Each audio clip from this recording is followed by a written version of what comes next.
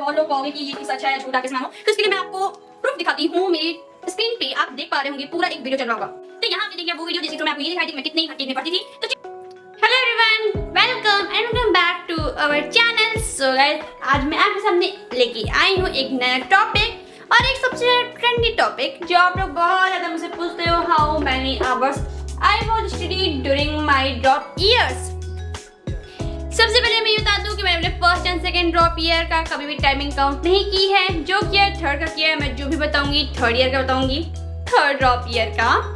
तो उससे पहले मैं एक छोटी सी बात करना चाहती हूँ कि आप में से बहुत सी लोग ऐसा बोलते हो कि हमारे पास रिवीजन का, क्वेश्चन प्रैक्टिस का, टेस्ट प्रिपरेशन, आंसर रीडिंग, इन सब का टाइम नहीं बच पाता है आपके पास। आपको सारा टाइम करोगे और लेक्चर लेते हुए चला जाता है। तो इस चीज़ के लिए मैं आपको अपनी टेक्निक बता रही हूँ कि मैं कैसे अपने टाइम को मैनेज करनी। तो एक बार ही आप उस चीज़ को खुद पे अप्लाई करना, मे बी वो आपके लिए बहुत ज़्यादा हेल्पफुल हो जाए। तो आप भी जानते हो कि ये सारी चीज़ें हमारे लिए बहुत ज़्यादा इंपॉर्टेंट रोल प्ले करती है और अगर हम इन चीज़ों में ही लैग कर गए तो कहीं ना कहीं हमारा सिलेक्शन खतरे में आ सकता है। तो इसके लिए मैं आपको एक ऐसा टाइमिंग बताऊंगी जिसके थ्रू आप इन सब चीज़ों को भी कर सकते हो और साथ में अपने क्लासेस को भी टाइमिंग दे सकते हो। मैं क्या करती थी कि मैं इन सब चीज़ों को अपने मॉर्निंग टाइम में करती थी। लाइक जब मैं सो के उठती थी तो सबसे पहले मेरा टारगेट होता था रिवीजन, क्योंकि उस टाइम मैं मैक्सिमम ट्राई ये करती थी कि मैं अपने मोबाइल से दूर रहूं, क्योंकि मोबाइल को अगर मैं सुबह सुबह देखती थी तो कहीं ना कहीं मुझे एक हेडेक की प्रॉब्लम स्टार्ट हो जाती थी। इसलिए मैं सुबह मैक्सिमम ट्राई करती थी रिवीजन की या एनसीईआरटी रीडिंग की। तो आप भी कुछ ऐसा ट्राई कर सकते हो। उसके बाद में बात करते हैं क्वेश्चन प्रैक्टिस, टेस्ट प्रिपरेशन, जो कि हमारी पूरी प्रिपरेशन की बहुत ज़्यादा इंपॉर्टेंट होती है। तो ये सब चीज़ें मैं मॉर्निंग में करती थी। जैसे कि आप अपने टाइम, अपने पूरे दिन को 2 पार्ट में डिवाइड करो, जिनमें से आप अपने लेक्चर लेने की टाइमिंग को अलग करो। जैसे आप मान लो आपके पास 6 घंटे के लेक्चर्स हैं तो आप कम से कम 7-8 घंटे, आपके पास दिन में मान लो आप पढ़ते हो 12 घंटे, इनमें से आप मान लो आपके पास 6 घंटे के लेक्चर है। 6 घंटे में से आप मान लो आपको मैक्सिमम नोट्स के साथ वो लग जाएंगे 8 घंटे मैक्सिमम, और आपको जो भी अपने अकॉर्डिंग कर सकते हो। उसके बाद आपके बचेंगे 4 घंटे। अब इन 4 घंटों में आपको ट्राई करना है कि आपने इन सब चीज़ों को कर सको। इसी के लिए मैं डीपीपी प्रैक्टिस भी लेती हूँ। तो आप उन 4 घंटों में आपको ये सारा कुछ करना है। मैं ये करती थी कि सुबह उठने के बाद मैं रिवीजन या आंसर रीडिंग करती थी। उसके बाद मैं क्वेश्चन प्रैक्टिस, टेस्ट प्रिपरेशन सब कुछ अपने अकॉर्डिंग मॉर्निंग के स्लॉट में खत्म कर देती थी। उससे होता ये था कि जब मेरा दिन खत्म होता था तो मेरे पास एक कॉन्फिडेंस आ जाता था कि यस, मैंने आज इतना सारा रिवीजन किया है। क्योंकि कहीं ना कहीं हर कोई ये कहता है कि revision is the key of success. तो जब आप मॉर्निंग में इतना सा कुछ कर लोगे तो आपके पास एक कॉन्फिडेंस आएगा कि यस, मैंने इतना सारा काम कर लिया, अब मुझे करना क्या है, सिर्फ और सिर्फ हमें लेक्चर्स लेने हैं। अब उसके बाद जब आपके पास होती आपके पास आएगा रात का टाइम, और उस टाइम में आपके पास ये प्रेशर होगा कि अगर मैंने ये लेक्चर आज नहीं लिया तो ये मेरा कल को चला जाएगा, जो कि मेरे बैकलॉग में चला जाएगा। और ये चीज़ मैं हमेशा खुद पे ये करती थी कि मुझे बैकलॉग नहीं क्रिएट करना है। तो ये चीज़ मैं अपने लिए अप्लाई करती थी कि बैकलॉग नहीं करना है, तो मुझे रात भर में इस लेक्चर को खत्म करना है, तो मेरे मिनिमम टाइम में खत्म हो जाता था।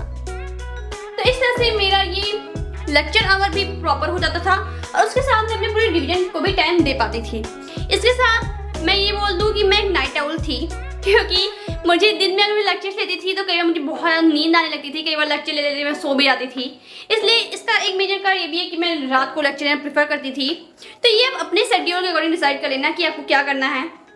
आपको दिन में रखना है, शाम को रखना है, लेकिन जो भी हो आपको ये करना है कि अपने टाइम को 2 पार्ट में डिवाइड करके एक हिस्सा बना देना है उसे इन सब चारों चीज़ों का, जो कि बहुत ज़्यादा इंपॉर्टेंट है, एंड दूसरा पार्ट बना देना है हमारा लेक्चर्स का। अब जो इस वीडियो का सबसे मेन टॉपिक है कि कितने घंटे मैं पढ़ती थी इन माई ड्रॉप ईयर। तो जैसे कि मैंने पहले ही कहा कि मैंने फर्स्ट एंड सेकंड ड्रॉप में कोई और काउंट नहीं किए थे और उसका मेरे पास कोई काउंट है भी नहीं। बट ऐसा है कि जैसे मैंने अपने थर्ड ड्रॉप में स्टडीज की हैं उतना ही मैं अपने फर्स्ट एंड सेकंड ड्रॉप में भी करती थी। तो कहीं ना कहीं वो एग्जैक्ट सेम ही होगा, क्योंकि मैं जैसा मैं लास्ट में फॉलो करती आई हूँ वैसे मैं पहले भी करती थी। तो अगर मैं इनमें बात करूँ एवरेज, तो एवरेज मेरा जाता था 12+ आवर।